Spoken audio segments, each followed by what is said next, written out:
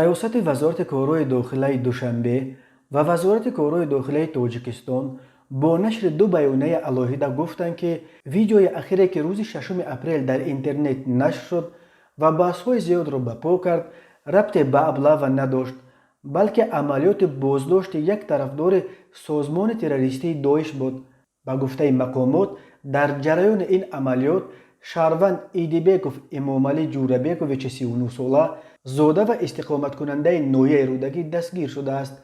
ایدیبکوف از جانب مقامات روسیه همچون عضو داعش تحت جستجو قرار داده شده بود، ولی از تعقیب فرار کرده به تاجیکستان پناه برده است.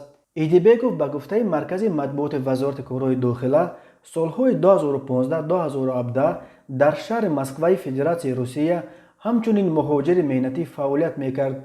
او با استفاده از شبکه‌های اینترنتی پیروی و جانبداری خود را به تشکیلات‌های تروریستی بخصوص دولت اسلامی عراق و شام داعش افاده نموده در پن و ترغیب عقیده‌های تروریستی عکس و نوارهای دهشت‌زا و متن‌های افراط‌گرایانه دست زده است.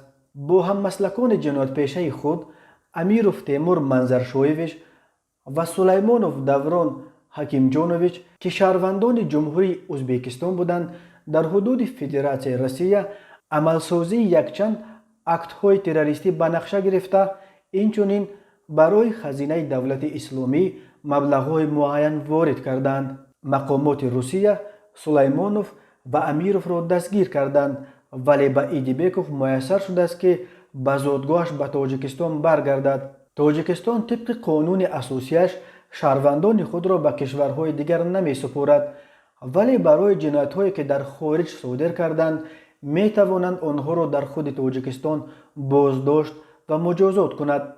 وزارت کارهای داخلی گفت مقامات همچنین مؤلفان ویدیویی را که نیز با اتهام خلل رسانیدن به کارمندان میلیسا و دست زدن به اغوا با مقصد گمراه کردن مردم دستگیر کردند. نظر افراد دستگیر شده به این اتهامات اعلان شده دسترس نیست.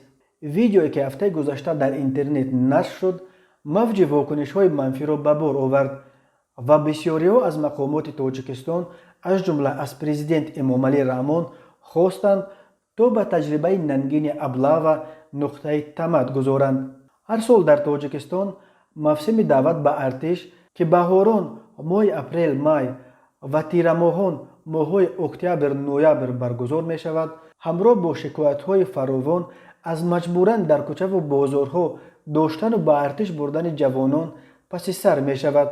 حامیان حقوق و اهل جامعه این تجربه را همچون یک نمونه خیلی بد پایمال کردن حقوق انسان محکوم می کنند.